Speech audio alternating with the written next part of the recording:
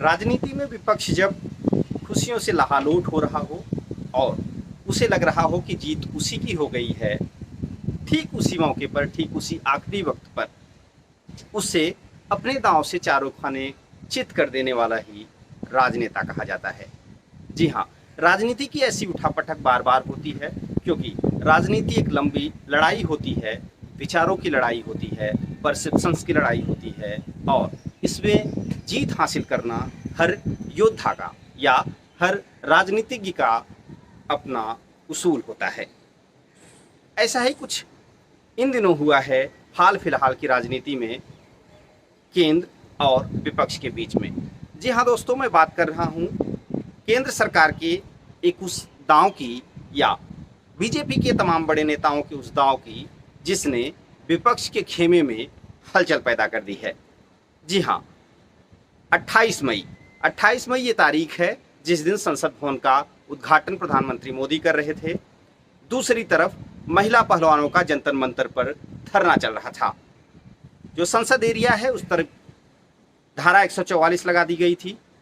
चारों ओर जो दिल्ली के बॉर्डर हैं वो सील कर दिए गए थे, किसी भी तरीके की एंट्री नहीं थी क्योंकि उसी दिन महिला पहलवान जो थी वो नए संसद भवन के सामने प्रदर्शन करने का ऐलान कर चुकी थी। ऐसा देखते हुए दिल्ली पुलिस और सुरक्षाकर्मी जो थे उन्होंने आंदोलन को खत्म कराने की चेतावनी जारी कर दी और लगातार ऐसे तस्वीरें सामने आईं जिसमें महिला पहलवानों को सड़क पर घसीटा गया, उनके साथ मारपीट की गई और पुलिस के तमाम लोग उनके साथ बदतमीजी किए, उनके टेंट को हटा दिया गया, उन्हें बसों में बिठा करके दिल्ली से रवाना कर दिया गया। विपक्ष को जो लग रहा था कि कुछ दिन से जाटलैंड जो लगातार सुलगता दिख रहा था राजनीतिक लिहाज से, विपक्ष को लग रहा था कि जाटलैंड अगर 50 सीटें यानी राजस्थान, पश्चिमी उत्तर प्रदेश, कुछ पंजाब के हिस्से और हरियाणा की ये सीटें अगर जाटलैंड बिदक जाता है तो बीजेपी को 50 सीटों का नुकसान होगा और हो सकता है कि अगर 50 सीट बीजेपी नीचे आती है और 50 सीट विपक्ष का प्लस करता है तो बीजेपी के लिए जो लड़ाई है वो मुश्किल हो सकती है, खास तौर से उस दौर में जिस दौर में तमाम विपक्षी एकता बनाने की बात चल रही है और एकता के सहारे यानी नीतीश कुमार के सहारे और तमाम विपक्षी दलों के सहारे बीजेपी को हराने की कोशिश की जा रही है। ऐसे में बीजेपी के लिए 50 सीटें जो है वो काफ़ी महत्वपूर्ण थी। ऐसे में बीजेपी को जरूर चिंता थी कि कहीं उसके साथ ऐसा न हो जाए कि जाटलैंड उसका छिटक जाए। देखते देखते 28 मई से हम बात करते हैं 29 मई को, जब महिला पहलवान यहाँ से रोती हुई जाती हैं। विनेश फोगाट, साक्षी मलिक, तमाम ऐसे पहलवानों की तस्वीरें सामने आती हैं जिसमें वो बेहद चिंतित दिखाई देती हैं और उन्होंने वो ऐलान करती हैं 28 मई की रात में ही वो कल हरिद्वार पहुँच करके उसी दिन गंगा दशहरा का जो दिन होता है 29 तारीख को, उसी दिन उनका ऐलान होता है कि मैं 29 को हरिद्वार पहुँचूंगी और हरिद्वार में अपने सारे मेडल जो हमने आज तक देश और दुनिया से हासिल किए हैं उस मेडल को गंगा में प्रवाहित कर दूंगी क्योंकि वो बहुत ही पुण्य का दिन होता है। लेकिन दोस्तों, आखिर ऐसा क्या होता है कि महिला पहलवान अपने घर से निकलती हैं, हरिद्वार पहुंचती हैं, वहां पर जो हरिद्वार के जो पंडा समूह होता है वो उनका विरोध करता है। लेकिन इसी बीच सीधे अपने घर से यानी पश्चिमी उत्तर प्रदेश से नरेश टिकैत जो कि राकेश टिकैत के बड़े भाई हैं वो निकलते हैं, हरिद्वार पहुँचते हैं और महिला पहलवानों को ऐसा न करने से रोकते हैं कि आप ऐसा ना करिए, ये देश की अस्मिता की बात है, देश के गौरव की बात है। महिला पहलवान मान जाती हैं। तत्काल ही राकेश टिकैत जो कि किसानों के बड़े नेता हैं, बीजेपी और केंद्र सरकार से उनका काफ़ी लंबे समय से किसान आंदोलन के दौर से ही उनका बड़ा विरोध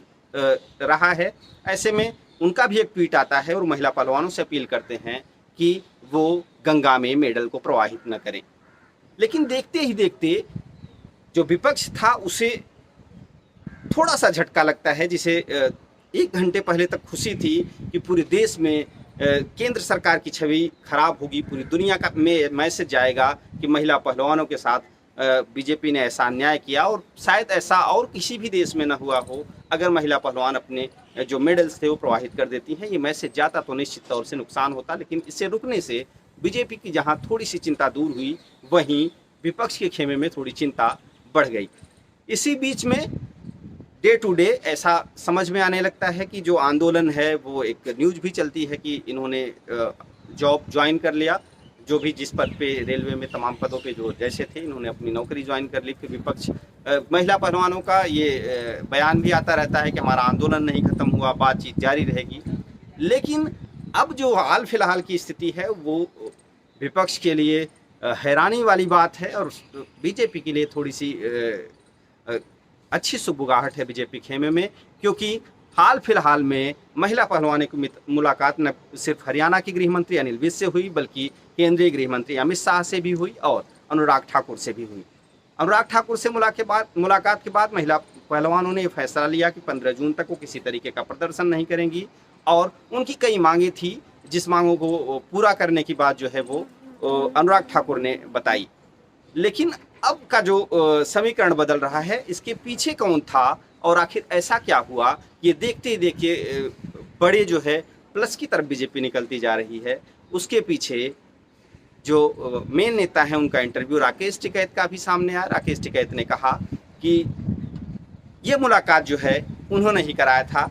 उन्हें मंत्रालय से का तो नाम नहीं बताते, लेकिन एक इंटरव्यू में वो ज़रूर कहते हैं कि मंत्रालय से उनके पास फ़ोन आया था और मंत्रालय की तरफ से जो मंत्री थे उन्होंने पूछा कि क्या पहलवानों से उनकी मुलाकात संभव है, सरकार बातचीत करना चाहती है। ऐसे में राकेश टिकैत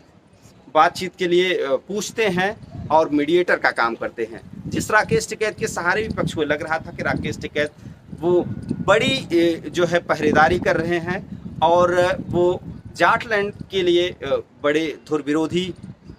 का जो समीकरण है वो बना ले जाएंगे, वो राकेश टिकैत देखते ही देखते फिसलते नजर आ रहे हैं। और पूरा मूवमेंट, जिस मूवमेंट के सहारे विपक्ष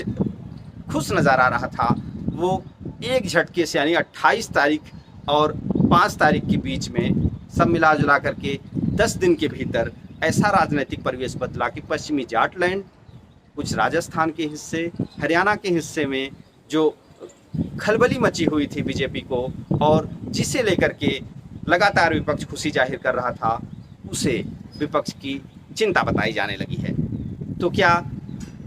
बीजेपी इन जाटलैंड को फिर से 2019